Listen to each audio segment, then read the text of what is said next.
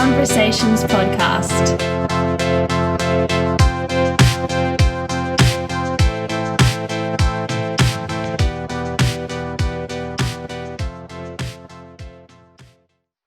Hi, thanks for tuning in. My name is Fatih and I'm the host of the Conversations podcast powered by All Graduates Interpreting and Translating Services.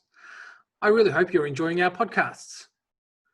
Please make sure to subscribe to our channels. You can find us on YouTube, Apple Podcast, Google Podcast, and Spotify. Now, if you have any topics you'd like me to cover, or if you have any guests you'd like me to interview, please send me an email with your ideas. My email address is fatih@allgraduates.com.au. That's Fatih, F-A-T-I-H, @allgraduates.com.au. Thanks again and enjoy today's episode. Hello and welcome to Conversations podcast. Today I am very lucky again to have Professor Ludmila Stern from the University of New South Wales. We're going to be talking about her ARC Linkages project again today. Last time we spoke to her, she gave us a little bit of detail about what the project was about and what it aimed to do. And today will be the second part of our series, and hopefully we aim to do 4 episodes all up in these series so we can have a chat to her through the different stages of her research. And today in particular, we are going to be talking about her observations of international courts, which is the second stage of her research. So welcome, Professor. How are you today? Good morning, Fatih, and thank you for inviting me again. I'm well, I'm ready for this interview. It is a pleasure to have you, and I'm also very curious about your observations and findings of the international courts. Just to do a little bit of a recap in regards to the project. As we know, this will be the first of its kind to investigate the role of the judicial officials in achieving effective communication during interpreted bilingual proceedings. And prior studies have generally focused on the interpreter, right? So the stage 2 of your study took you over to the International Criminal Court? That's right. And we said that just before the courts shut down due to COVID, you were able to observe some cases there, as well as hold some interviews. So how and why did you start researching interpreting in international courts? What took you there? Well, actually, my research in international courts started about 20 years ago, when I first traveled to The Hague to observe hearings and trials at the International Criminal Tribunal for the former Yugoslavia that dealt with the Balkan conflict of the 1990s. But just to answer your question, what triggered my interest in international courts and tribunals was my personal experience, first as a practitioner and then as a researcher at the Department of Attorney Generals of Australia in what was known as Special Investigations Unit. That was in the late 1980s, early 1990s, and that investigation unit was looking into the crimes that were allegedly committed by former residents of Eastern Europe and the Baltic states, the crimes that were allegedly committed during the Nazi occupation of the former Soviet Union. And so several individuals who since then found themselves in Australia, who became Australian citizens after the Second World War. So these individuals were charged with crimes, with war crimes during the Second World War. And as part of these crimes was the collaboration with the Nazi occupying forces and criminal acts, genocide, mass murder against the local population. So having participated in the initial investigation stage, as I said, as an interpreter and translator, I was then approached after the committal hearings started, and it was felt by all parties, but especially by the DPP of South Australia, that there were significant problems of communicating with Ukrainian and Russian-speaking witnesses via an interpreter. My own observations and report to the court, and that was in 1992-93, so my observations concluded that the problems of communication lie not only in perhaps insufficient quality of interpretation, but also by the fact that the court as a system and its leading participants were not aware of how to communicate with witnesses via an interpreter. And so I felt very strongly that there was something wrong, not so much, or not only with the interpretation, but also with the entire system of domestic courts. So after, at the end of the Australian war crimes prosecutions in 1993, I think, quite a few staff, prosecutors, Australian prosecutors moved on and found themselves at the Yugoslav tribunal in The Hague. And I followed them, this time as a researcher, and I realized that international courts have a completely different model. In other words, court interpreting is set up very differently in international courts and tribunals compared to the domestic courts. And by domestic courts, I don't only mean Australian courts, but also domestic courts internationally. So this other model, the model that international courts adopt today, goes back to the 1945 Nuremberg trials by the International Military Tribunal, where major Nazi war criminals were put on trial. And so there was significant difference in the process of selection and recruitment of interpreters, on-the-job training, and also, of course, the way interpretation users used to work and still work with interpreters, and a much higher level of quality assurance.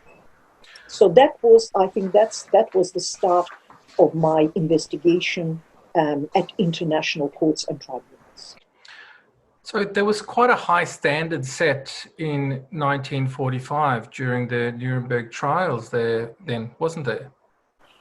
Very high. And when you think that it was the first set of trials before simultaneous interpreting became common usage in conferences and international organizations like UN and EU Parliament and so forth. So it is quite amazing that the practices of court interpreting that were set up during the Nuremberg trials were so high. And maybe this was because they were set up not by the tribunal alone, but because a professional interpreter played a key role in creating the interpretation unit, advocating for simultaneous interpreting in booths, training interpreters, and so forth. That was Colonel Leon Dostert, the official interpreter of the United States then president. And so he played a key role in shaping what I would describe these initial good practices of court interpreting. And it is regrettable that these practices were not applied, have not been applied by domestic courts, again, not only in Australia, but internationally. But this model has been developed, it evolved, and it's currently used in contemporary international courts and tribunals. Which brings me to the contemporary international courts and tribunals. I guess the example there would be the ICC, the International Criminal Court. Can you tell me what the ICC is and what characterizes their practices and what kind of languages are used there? Yes, so the ICC, International Criminal Court, is a permanent criminal court that is located in The Hague, in the Netherlands, like many other international courts and tribunals. And this is a so-called court of the last instance. In other words, if criminals or alleged criminals cannot be put on trial in their own country, then, provided this particular country is a signatory to the Rome Statute, then these criminals can be handed over to the International Criminal Court and can be put on trial. And so the kind of matters that the ICC investigates and, when relevant, tries include grave crimes associated with war crimes. So genocide, war crimes, crimes against humanity, and the crimes of aggression. So these are the main these are the main categories of crimes. It's a multilingual court, the same as other international courts and tribunals. So the two official languages, working languages, are usually French and English, which is standard for international courts. But also included are the languages of the defendants. And so far there have been languages of different African countries. So, for example, Acholi, which is a tribal language, a vernacular language of Uganda, Sango, a language, also tribal vernacular language of the Central African Republic, Zagawa, the language of Darfur, Swahili Congo, that is spoken in the Democratic Republic of Congo, Sudanese Arabic for Sudan, and so on. So what's interesting is that these languages are not traditionally used in international settings, and there has been no training for interpreters in these languages.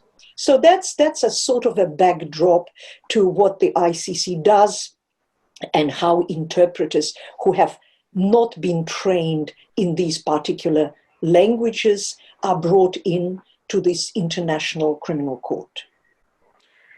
How is the recruiting done? How does the ICC get their interpreters? I mean, we're saying that these aren't languages that are used in in courts often. How does the recruitment work? The recruitment is incredibly thorough.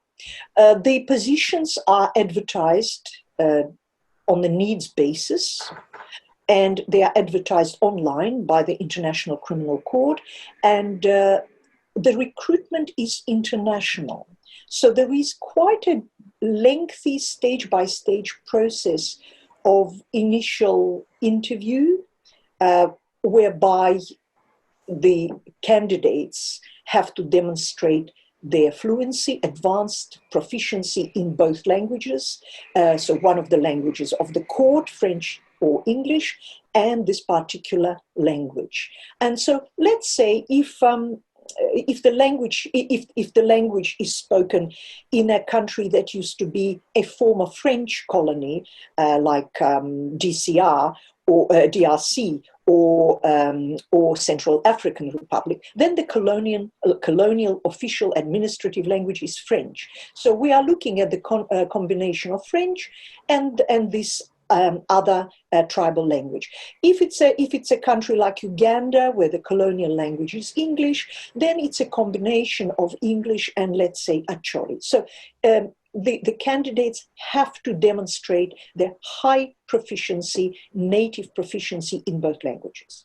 The second criterion is education, level of education.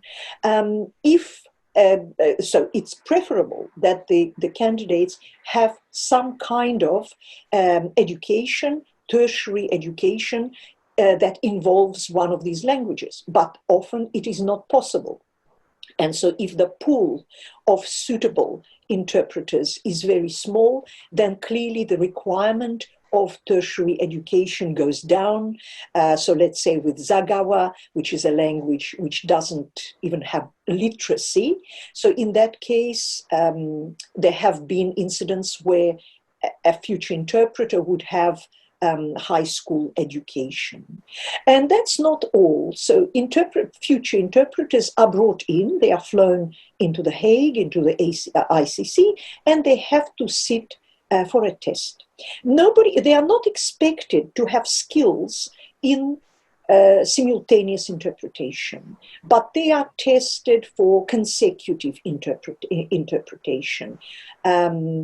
I do not recall if they have to do a translation test, but essentially it's an interpreting test which also allows to screen them together with other types of interviews on site. Well, are they then given training? And if so, who provides this training? Well, that's a very good question. The ICC is the first court, the first international court that provides in-house training for these interpreters. The in-house training can go for as long as 1 year. And if you would like to, me too, I can talk a little bit about what the training involves. Please. So interpreters are first familiarized with the process of the court, with the international jurisdiction, with the type of courts there are, and working conditions. The interpreters are then asked to do quite a lot of translation of legal documents, including the Rome Statute, into their target languages, into their vernacular languages. And it's a huge challenge because these vernacular languages don't have the same legal system as these hybrid international courts. And they don't have equivalents to words such as prosecutor, register, to prosecute, closed session, and so forth. And so here comes a second component of this training. As a team, together with linguists and terminologists, they work on the development of a glossary of legal terms and legal language. So these glossary that has been developed for Lingala, for Swahili Congo, for Acholi. So these glossaries include newly coined neologisms, equivalents to these terms that do not exist in the target language. And they also include such expressions that are commonly used in court, such as all rise, your honor, and so forth.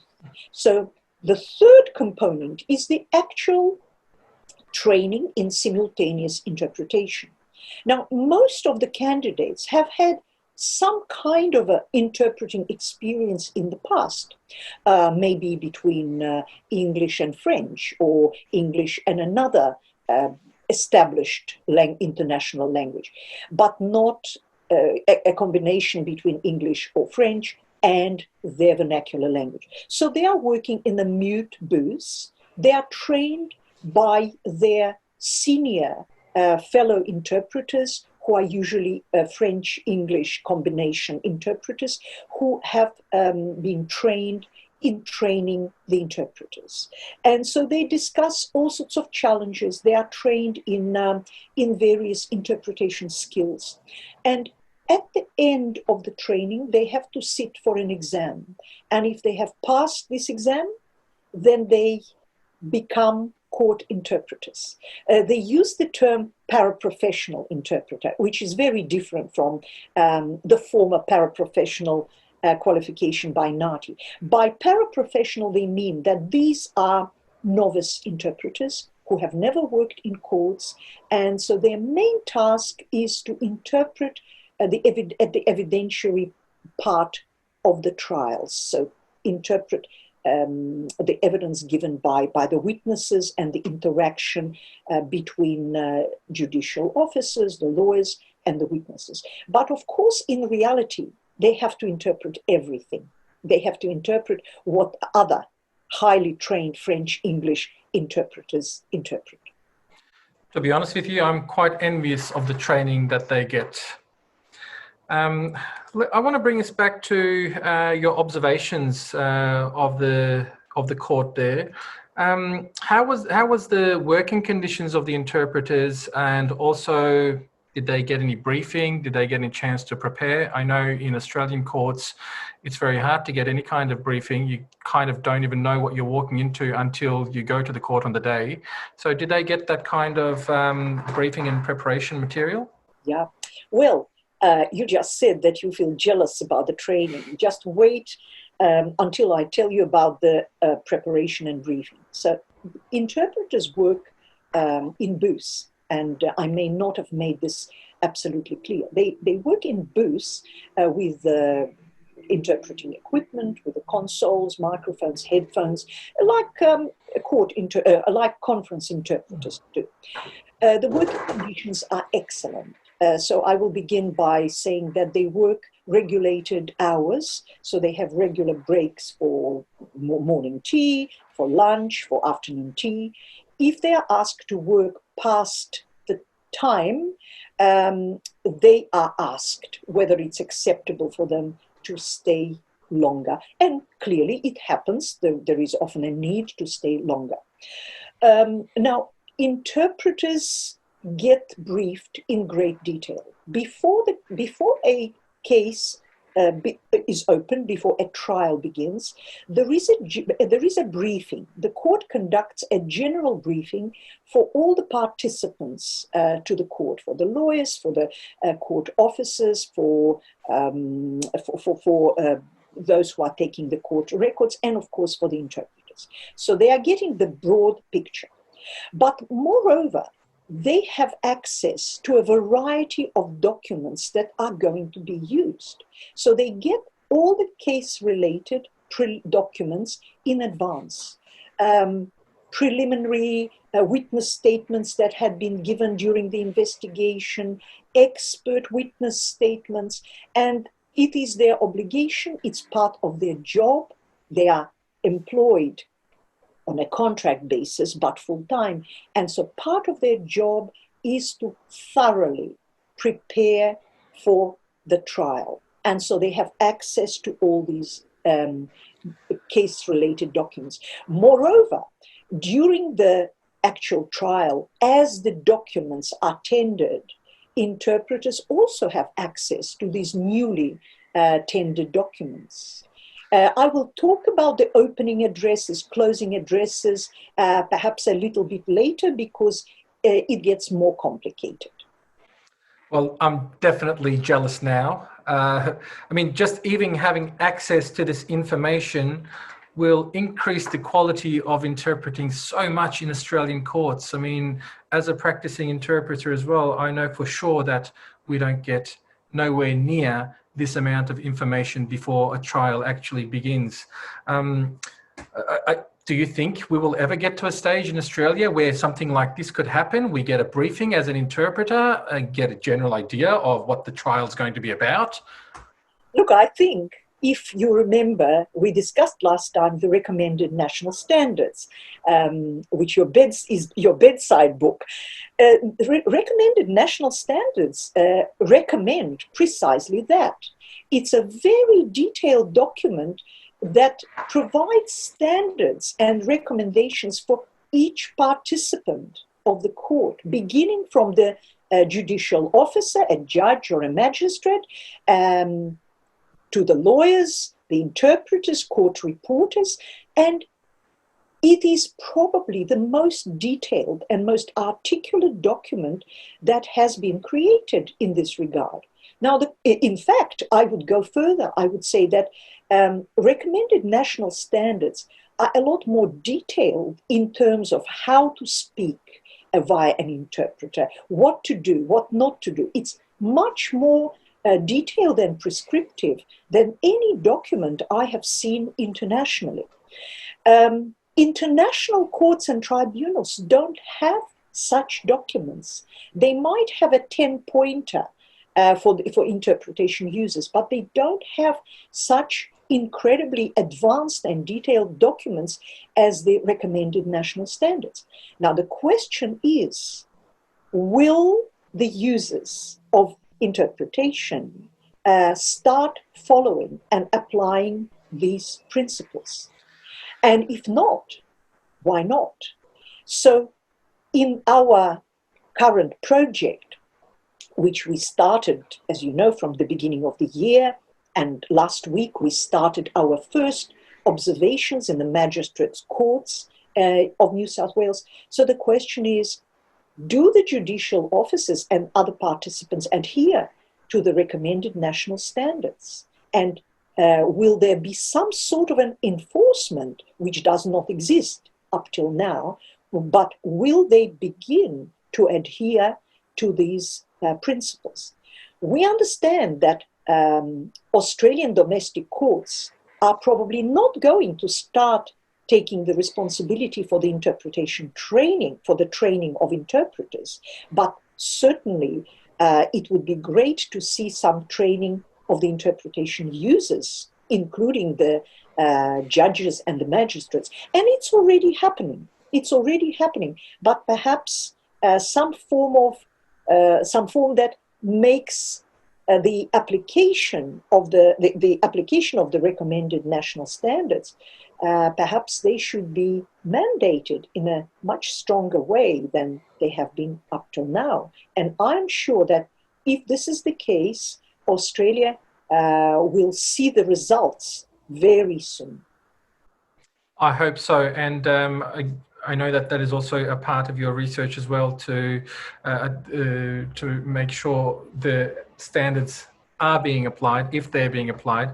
And I think, again, there's quite a responsibility on the interpreter as well, for them also to, number one, know that this document exists. Number two, know how it works. What are their responsibilities? What are the court's responsibilities? And I think, yes, there is still a lot that the courts need to do, but I think we, in the meanwhile, as interpreters, as practitioners, also need to make sure that we understand the standards and that we know what to expect from the court, and also what our responsibilities are too. Yes. I absolutely agree with that. We have been saying that the onus for the quality of interpretation has been on the interpreter. Of course, the quality of interpretation in court is joint responsibility. It's a shared responsibility. But I can only echo what you just said.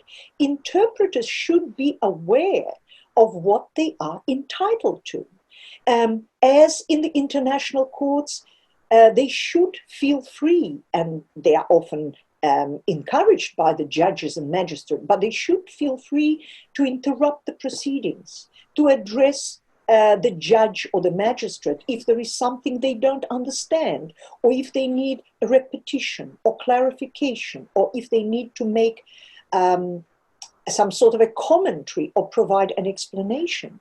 So the interpreters also should feel empowered by such a document as the recommended national standards. And hopefully, with time, before long, it will start happening. I hope so. I definitely hope so. Bring you back to your observations with the ICC again. I mean, how was the interaction there between the judicial officials and the interpreter? Can you tell us a little bit about your observations about that? Yes, absolutely. So the judges, especially the presiding judges at the ICC, are mindful of the fact that everything is interpreted.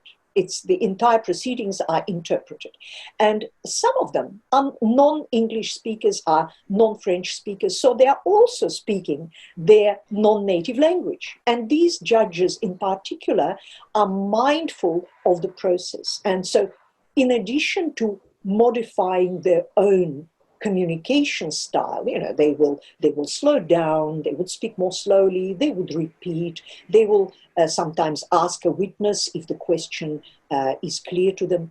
But the judges also interact directly with interpreters. They make an announcement at the beginning of the trial that the case is being interpreted. they ask all the participants, including the witnesses, to speak more slowly, in being mindful that everything's being interpreted. And during the hearings, during the trials, they would sometimes they would address the interpreters by saying, if you have any issues, please interrupt and speak to me.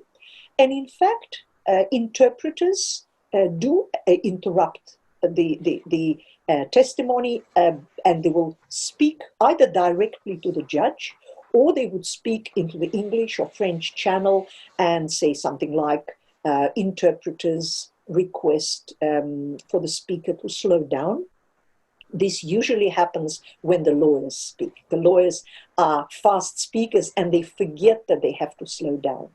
They might make a comment about not having been given a document.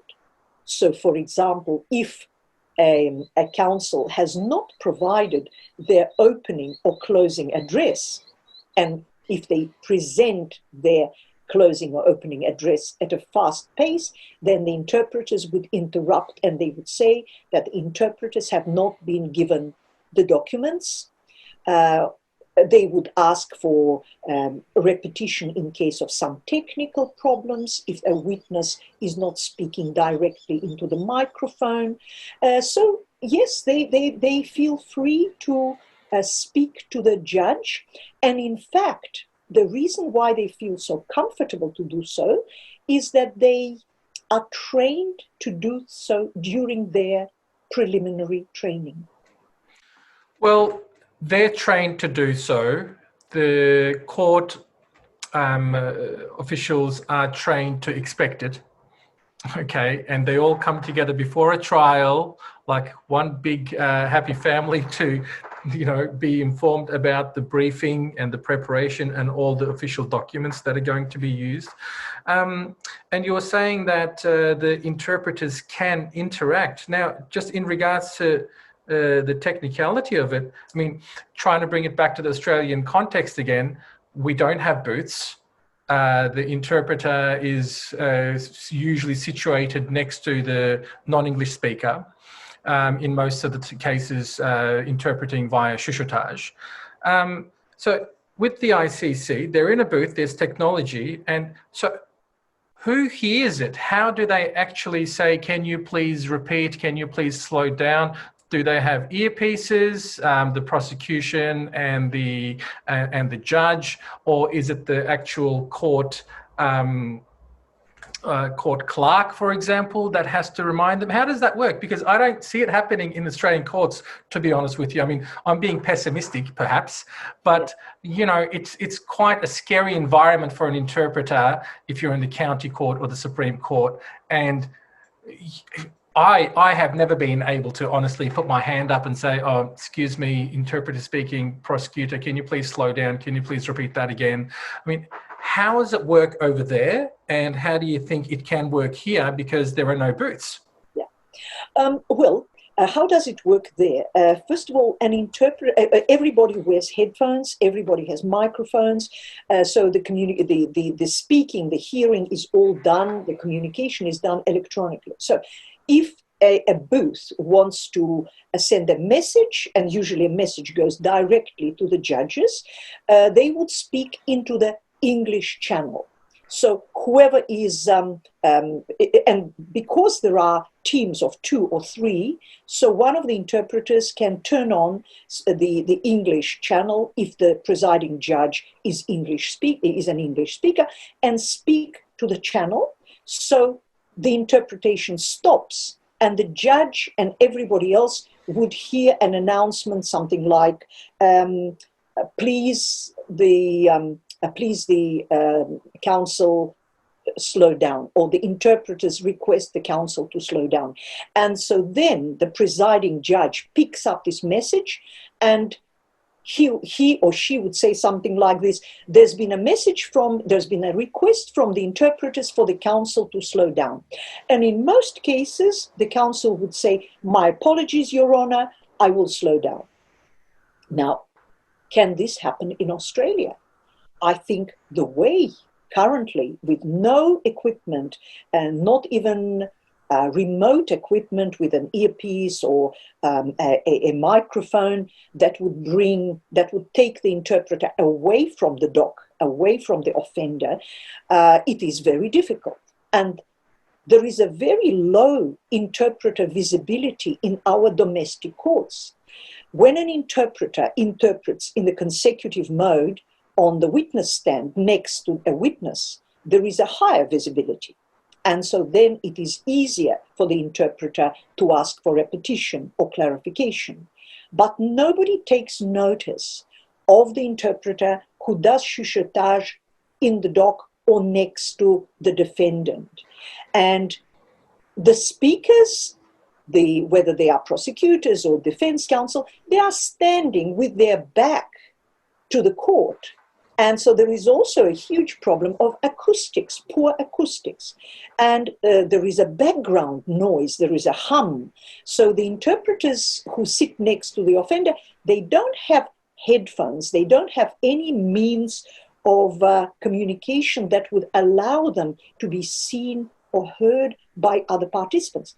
And this is why it is so important for not only the lawyers, but essentially, especially by the judicial officer, by a judge or a magistrate, to be aware of what is happening there and be reminded from time to time that these interpreters in particular need a break, that they cannot sit and interpret all day without having a teammate who is going to replace them every 30 minutes, as is the case in international courts and tribunals. So because this interpreter who does chuchotage and has no visibility in court cannot really jump up and say, Your Honor, etc., it is something that needs to be done perhaps by the judicial officer and perhaps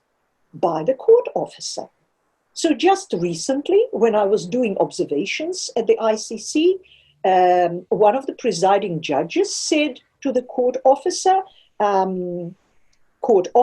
please, it is your responsibility to keep an eye on the speed of delivery, and if we speak too fast, please remind us to slow down.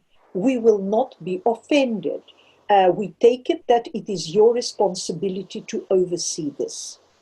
So here we have another example, another point of monitoring of how the interpreter is doing. Are the speakers going too fast? Does an interpreter need a break?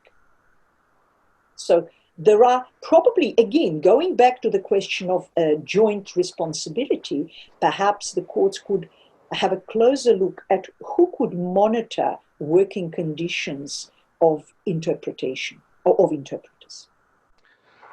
Well, that all sounds very interesting, and I really hope that we do get somewhere close to that stage in the not so distant future. And to think that, you know, it was very close to perfect in 1945, and now we're in 2020 with all this technology. Everything is much cheaper than it used to be, yet we are so far away from how things were back then. Yes, no, you're absolutely right, and that's the irony of the situation. Well, I guess that brings me to the next stage of your research. So you've now gone and observed the ICC as well as some other courts as well. And you've also, it wasn't just observations, you've done some interviews as well? Yes, that's right. I've interviewed the judges and the counsel and the interpreters. And now the next step for you is, which started last week in New South Wales, is to hopefully observe the Australian courts and if they are implementing the national standards. So, and I believe, is it 5 jurisdictions that you'll be observing? Yeah, the original plan has been to observe 5 jurisdictions, but with the travel ban at the moment, we just have to wait and see when we will be able to travel interstate. So at the moment, we are focusing on New South Wales. Mm-hmm. We are we are still not allowed to observe trials. We only allowed to observe hearings in the magistrates' court, but hopefully soon we'll be able to observe trials as well. And I suppose we'll be doing that as long as it takes, especially if we are not allowed to travel to other jurisdictions. In the meantime, we are also planning to conduct focus groups with interpreters with the assistance of another partner organization, TIS National. This is something we can do remotely.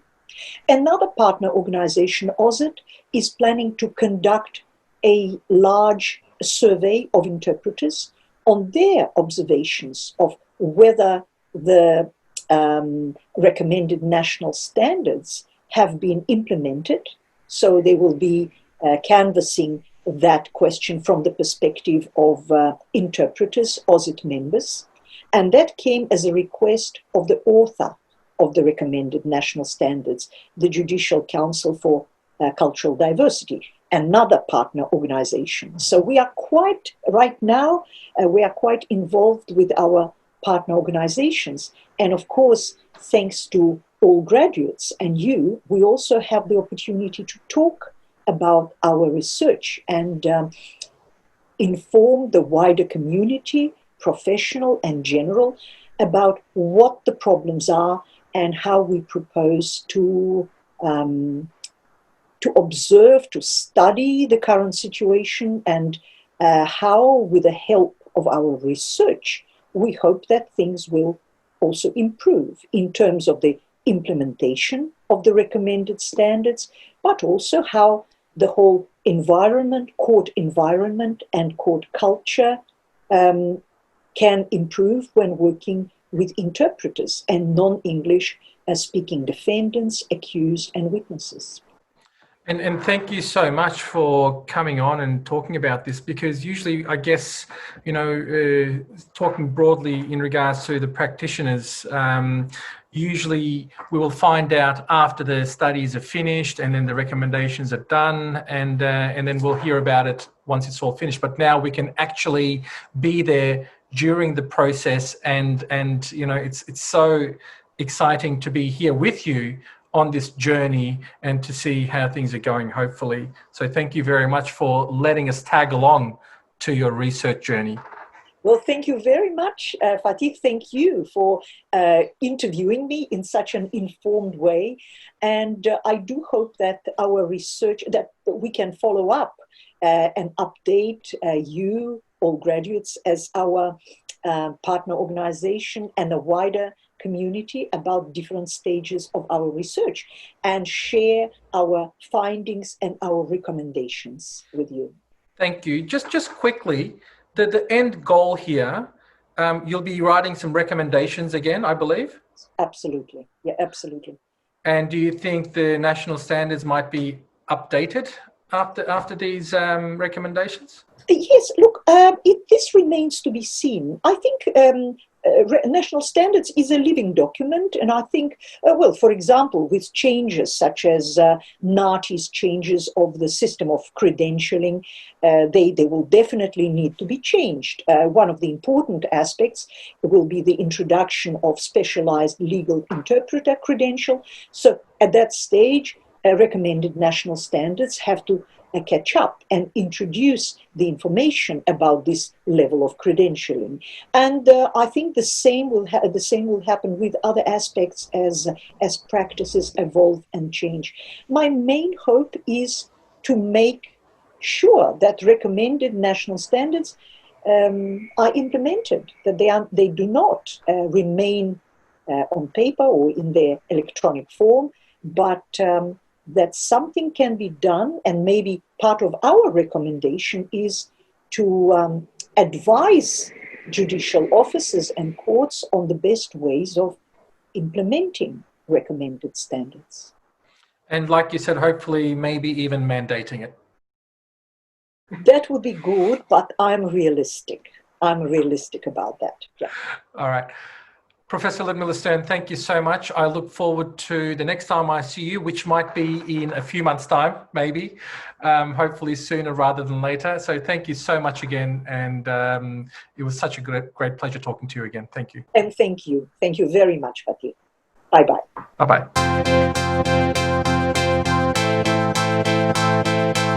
All Graduates Conversations Podcast.